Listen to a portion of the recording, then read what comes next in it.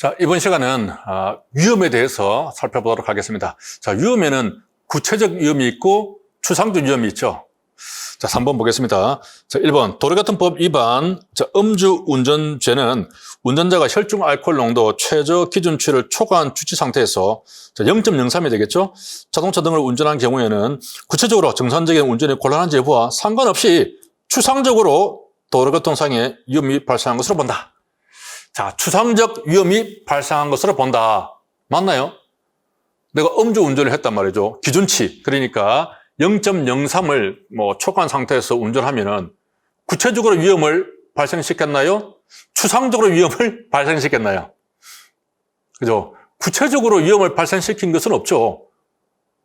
내가 술을 먹고 운전했는데 누구를 사람을 칠 것 같았단 말이죠. 위험하게 운전했다. 그러면 이제 구체적으로 위험이 발생된 거지만 단순히 0.03 이상으로 해서 운전을 했다는 것 자체로는 어떤 구체적인 위험이 발생되지는 않았어요.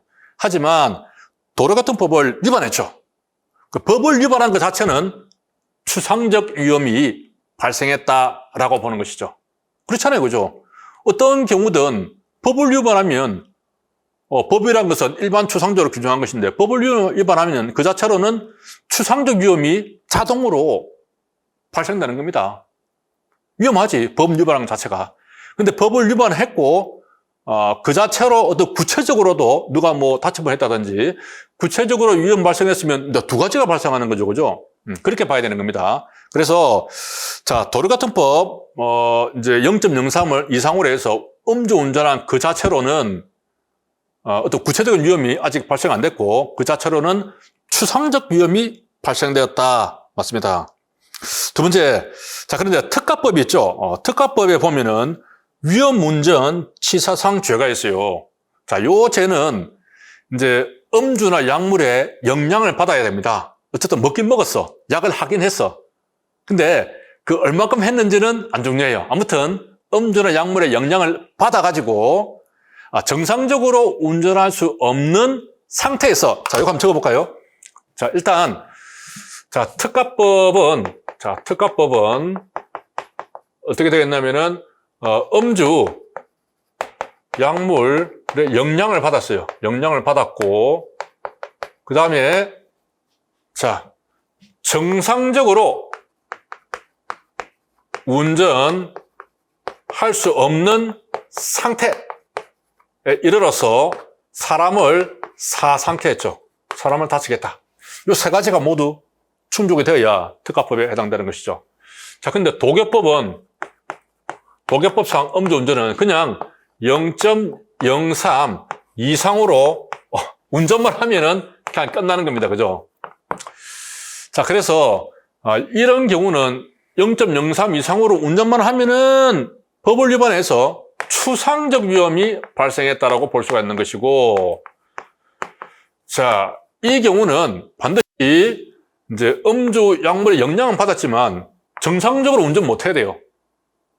그리고 사람을 사상케 해야 되는 거죠. 다치게 해야 되는 거예요, 실제로. 이렇게 이제 구체적으로 위험을 야기해야 합니다. 이게 구체적 위험이죠. 이렇게 구분되는 개념이기 때문에 이제 도교법에 규정한 음주운전으로 사람을 다치게 한 것이 아니고 아무튼 음주 약물의 영향만 받으면 됩니다. 이런 약물 영향을 받아서 조금밖에 안 먹었어요. 소주 한 잔밖에 안 먹었어. 근데 술이 약해가지고 비틀비틀하다가 정상적으로 운전을 못한 거죠. 그래서 사람을 다치게 하면은 소주 한 잔밖에 안 먹어서 0.01밖에 안 나와도 특가법에 적용될 수가 있고, 심지어 0.04 정도로 해가지고 소주 몇 잔 먹었어요. 그랬는데 정상적으로는 운전해서 근데 뒤에 와서 받쳐버린 거지. 혹은 자기가 잘못한 게 아니고, 그지?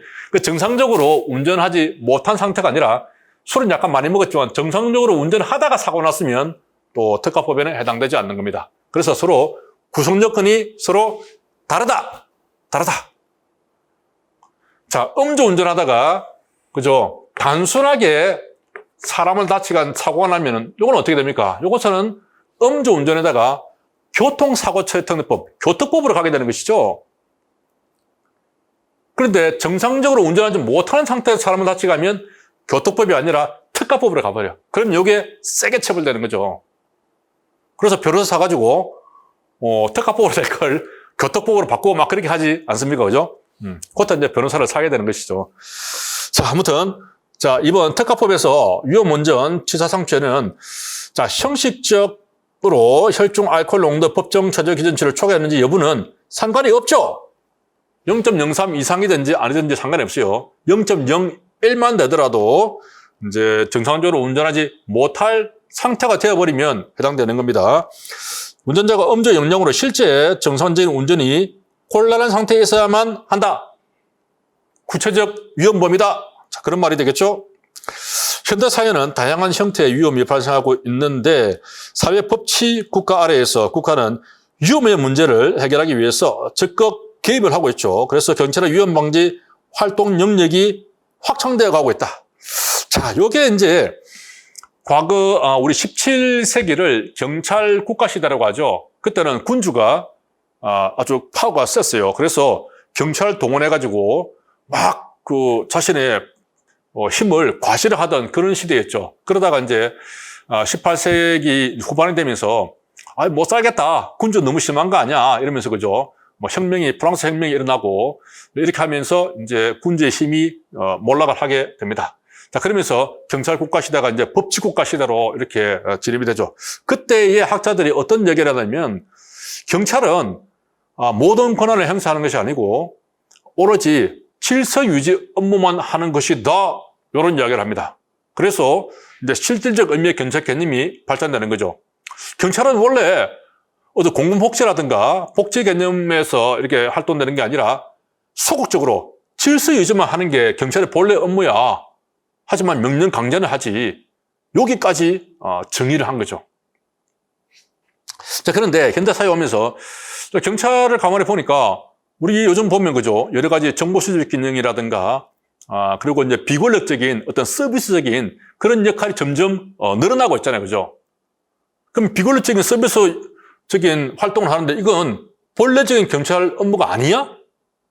원래는 명령 강제만 해야 되는데 덤으로 플러스 알파로 우리가 서비스를 해주는 거야? 옛날에는 그런 개념이었는데 지금은 이제 아니야. 그런 것도 니네들 본래적인 업무야. 이렇게 이제 바뀌고 있죠.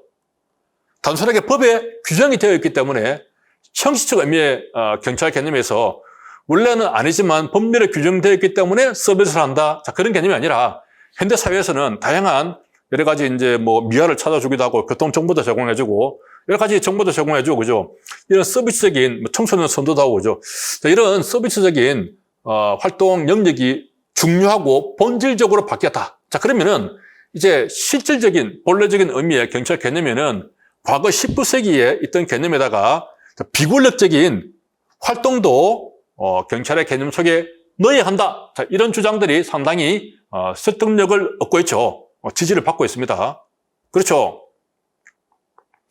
자, 그렇게 보면은 이제 현대 사회에서는 이 경찰의 이제 역할이 18세기 이후에 좀 축소하려는 그런 경향에서 약간 늘어나는 비권력적인 부분도 포함이 되니까 약간 늘어나고 확장되는 경향을 보이고 있다는 거죠. 특히 자, 위험 방지 활동 영역에서 그렇게 확장되는 경향을 보이고 있다 하는 겁니다. 자, 왜 그런가?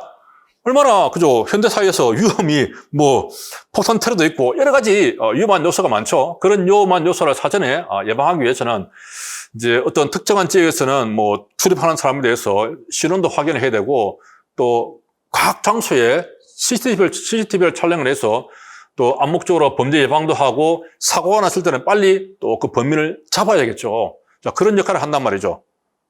자, 그래서 자, 그런 것 활동을 경찰상 위험의 사전 배려 활동이라고 합니다.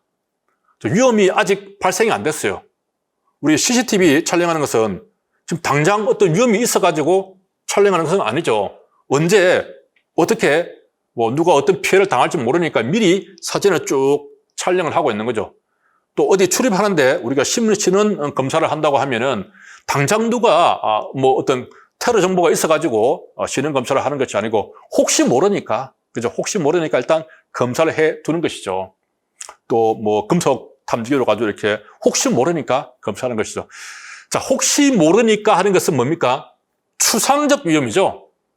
구체적 위험은 지금 당장 누가 칼을 들고 있어야 되는데, 자, 그런 게 아니라 혹시 뭔 일이 있을 줄 모르니까, 자, 추상적 위험에 대비하는 것입니다. 그래서 경찰상 위험의 사전 배려 활동은, 자, 구체적 위험이 아니고 추상적 위험을 방지하기 위한 활동이죠. 자, 그런 활동도 이제 현대 복지 국가에서는 용인이 된다 하는 것이죠. 된다.